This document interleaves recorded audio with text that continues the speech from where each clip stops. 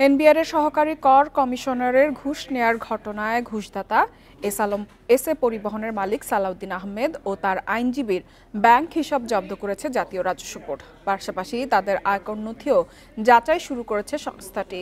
ঘুষ ও কর ফাইল চুরির ঘটনাও তদন্ত করা হচ্ছে। প্রমাণিত হলে সবার বিরুদ্ধে ব্যবস্থা নেওয়া হবে বলে জানিয়েছে এনবিআর।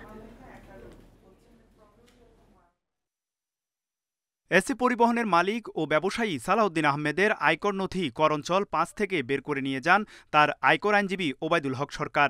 আর এতে সহযোগিতা করেন সহকারী কর কমিশনার জান্নাতুল ফেরদৌস মিতু। কর আইনজীবী ও মিতুর সহযোগিতায় সালাউদ্দিন আহমেদ ২৩৭ কোটি ৫৯ লাখ টাকা সম্পদ বাড়িয়ে আয়কর ফাইলের সম্পদ বিবরণীতে যুক্ত করার প্রমাণ পায় এনবিআর। এর বিনিময়ে জান্নাতুল ফেরদৌস মিতুর সঙ্গে আইনজীবীর মাধ্যমে ১ কোটি টাকা ঘুষের চুক্তি হয়। এর মধ্যে ৩৭ লাখ টাকা অগ্রিম নেন তিনি, যা ধরা পড়লে গেল সোমবার তাকে সাময়িক বরখাস্ত করা হয়।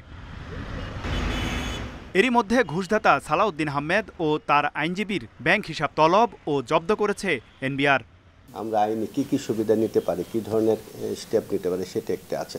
এর বাইরেও আরও কিছু সংস্থা আছে যারা এই ধরনের কাজকে নির্মূল করার জন্য কাজ করছে, এই ধরনের কাজ যেন না হয় তার জন্য কাজ করছে। আমার মনে হয় সব ধরনের এজেন্সি থেকে এটাই কাজ হওয়া দরকার। আমাদের দিক থেকে যে স্টেপগুলো নেওয়ার সুযোগ আছে সেটা অবশ্যই এনবিআর নেবে। তিনি জানান, ফাইল চুরি ও ঘুষ লেনদেনের ঘটনা তদন্ত শুরু করেছে এনবিআর। ঘটনা প্রমাণিত হলে আইন অনুযায়ী ব্যবস্থা নেওয়া হবে। প্রাথমিকভাবে যে তথ্যটা পাওয়া যায় তার ভিত্তিতে তাকে সাময়িক বরখাস্ত করা হয়েছে এবং তারপরে এটা তদন্ত হবে। পূর্ণাঙ্গ তদন্তের পরেই একটা আফটার কম্প্রিহেন্সিভ ইনভেস্টিগেশন যদি সে দোষী সাব্যস্ত হয় তাহলে তার বিরুদ্ধে সর্বোচ্চ শাস্তি হবে। রাজস্ব কর্মকর্তাদের যে কোনো ধরনের অপরাধ সহ হয়রানির অভিযোগ প্রমাণ হলে এনবিআর জিরো টলারেন্স নীতি গ্রহণ করেছে বলেও জানান এ কর্মকর্তা। যারা অভিজ্ঞ আছে, তৌহিদ রানা, ইন্ডিপেন্ডেন্ট নিউজ, ঢাকা।